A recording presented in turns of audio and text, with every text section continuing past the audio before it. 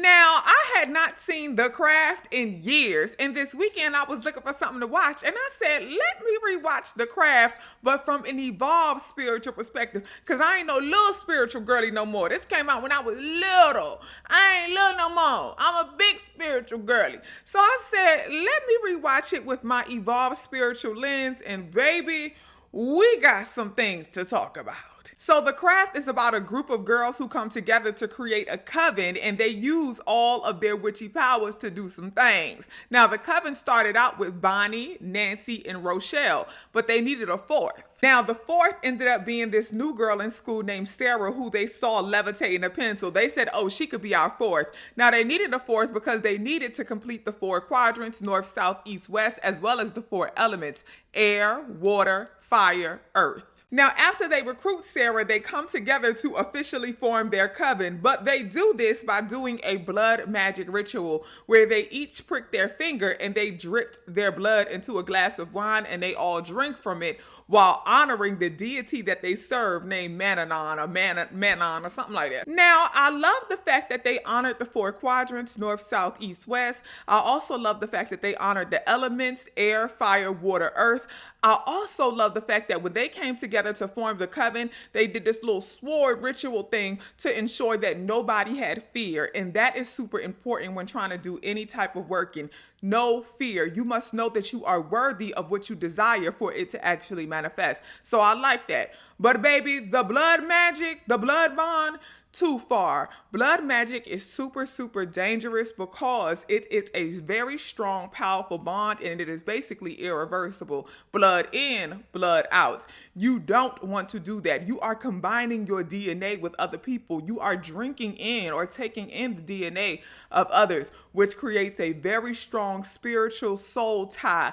I don't like that. That was too far for me. Now, at first, the coven was real cute because they was able to do little fun things like light as a feather, stiff as a board, light as a feather, stiff as a board, where they all came together to use their power to help Rochelle levitate. And this really showed the girls that, listen, we could do this, baby. We got some power. We got some workings. And that's when the real spell work began. Now, what I really loved about The Craft is that they showed different types of spells and their effects. For example, you had Rochelle, who did a revenge spell against a girl named Laura who was super racist against her. And she did the spell by tying Laura's hair into her hair, which resulted in Laura's hair falling out and Rochelle getting the power of the athletic gift of being a good swimmer or diver that Laura had. So basically, that was her revenge against Laura. She took away her ashe, she took her power, while then also making her hair fall out. Bonnie did a glamour magic spell to have her scars removed from her back and for her to be beautiful, and baby, it worked. And Sarah did a love spell on Chris, who was like the cool guy in school that she went on a date with when she first started going to the school. Baby, after the date, Chris came back to the school spreading rumors and lying on Sarah, saying that they had did a little something, but they didn't. So Sarah did like a love spell on him so that he could be obsessed with her and she could kind of like play him off like she ain't want him. But baby, it went too far. And then you had Wild Nancy, and all Wild Nancy wanted was power. That's all she wanted. She wanted to be mounted by Mananon or Manon, which is the deity that they were honoring. And she kept praying that she would get all of the power of this deity. She was just power hungry, power drunk, power starving. But what they didn't consider was the Threefold Law. This elder witch who ran a botanica that they went to told them, hey, listen, there's this thing called the Threefold Law, which essentially states that everything you put out will come back to you times 3. Every spell you cast, the energy will come back to you times 3. And then she went on to explain that this is not just a Wicca practice or a witchy practice across various spiritual beliefs. This idea of the energy you put out coming back to you stands, okay? Some people call it karma. Some people call it the law of attraction. Your thoughts become things. The energy you put out will manifest and return to you.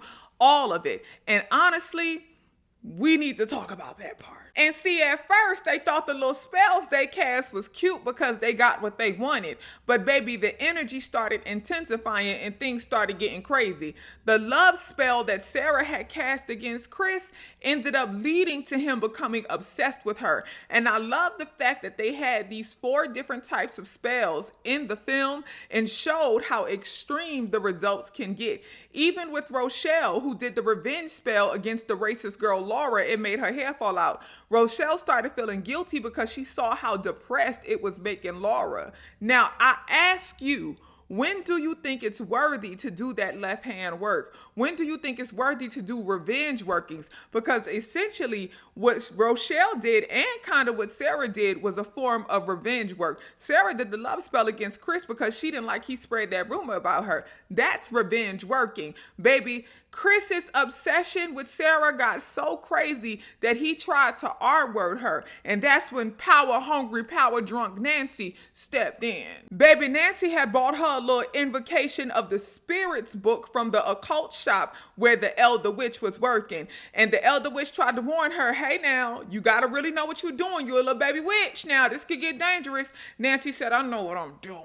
I got money now. I'm buying the book. And she bought the book. She done took the girls to the beach, had them come together to do this invocation spell. And honey, she got struck by lightning and gained all of the power of the deity that they was honoring. She even started walking on water, baby. It got crazy. But with that power, honey, she became crazy. Honey, when Nancy found out what Chris had tried to do to Sarah, essentially tried to R-word her, Nancy said, oh no, baby, I got to get revenge. Nancy did some glamour work so she could morph into Sarah, and she tried to get some revenge against Chris. Sarah walked in the room and saw it and tried to stop it.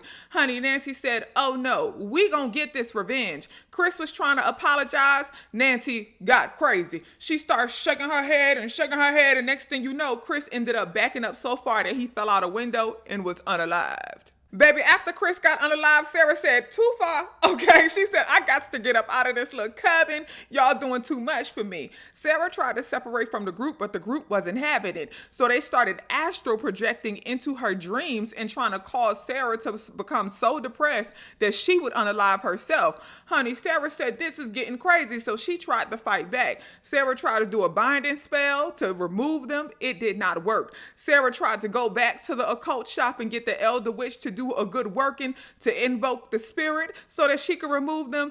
It did not work at first. What I love so much about all of this is that they incorporated astral projection and they also incorporated the binding spell. I did not notice that when I was younger. I didn't know when I was young. I didn't know what astral projection was, but somebody can actually do that. People can astral project themselves into your dreams and use your dreams against you or for you in your favor. You also can astral project to other realms when you are sleeping. Astral projection is good. If you want to get into it, I would suggest trying Blue Lotus, Damiana, Mugwort, or a little shimmerization. Baby, Sarah got sick and tired of being sick and tired, and she said, you know what? I'm going to invoke this spirit, and I'm going to pray. And she said, by the power of 3 times 3, let them see. And this is when she called the mirror magic in. She made it to where when Bonnie and Rochelle looked into the mirror, they saw their own working reversing against them. She had the scars appear over Bonnie's whole body instead of just her back, and she had all of Rochelle, basically all of her hair, fall out like Rochelle did to Laura. Now, I'm going to just say this. I don't know why Bonnie's working was a bad working because she just did a glamour magic thing against herself. I don't know why her spell was bad I didn't understand that, but this I understood a little bit because again, the girl was racist. Now, Nancy was a tough out, okay? Sarah had to do her good working to get Nancy up out the game, but she ended up doing it by having Nancy's hunger and thirst for power work against her. During the astral projection, Nancy had Sarah seeing all kind of roaches, maggots, and snakes and all of that. Baby, Sarah had Nancy covered in what she had Sarah seeing. And then on top of that, she made Nancy so drunk and so crazy with power that she ended up being committed to a psych ward for really being crazy, for believing in her powers. In the end, you saw Nancy strapped down in a straitjacket talking about, I could fly. And the lady said, okay. And she shot her up with some stuff. And she said, you're going to be flying all right. This girl ended up in the psych ward due to her own thirst and hunger for power. Now, the craft had many lessons, but one of the biggest ones that stood out for me was the importance of knowledge of self, knowing who you are, knowing your power, and not letting anybody use your own power against you. And also be mindful of who you choose to be in community with. See, those three girls knew that they needed Sarah. They knew she was powerful. See, Sarah knew her power, but she didn't know how much they would feed on her power. And she also didn't know how far they would go. Be mindful of who you be in community with, because baby, some folks really be out of their mind. Now, the craft also left me with a few questions. One of the biggest ones is, when do you think it's worthy to do left hand work? When do you think it's justifiable to do justice work? When do you think it's justifiable or worthy to do revenge workings? Those were some of the questions that I had and I posed to my community, and I'm also asking you. And of course, one of the biggest themes in the craft is minding the energy that you put out, because it will always return to you abundantly. They call it the threefold law. Some people call it manifestation or the law of attraction. Some people call it karma. Some people say do unto others as you want done unto you. In the Christian world, they say that. That belief stands across a lot of traditions. Do you believe that the energy you put out will return to you? Do you believe in the threefold law? Baby, if you haven't watched The Craft in a while, it's definitely worth watching with an evolved spiritual lens. You might notice that you actually have some beliefs and practices in common with the girls, like honoring the elements. You might also notice there's some things they do that you would never do, like drinking that blood. But at the end of the day, regardless, you will definitely leave with some lessons and possibly some questions, like, would you join a coven?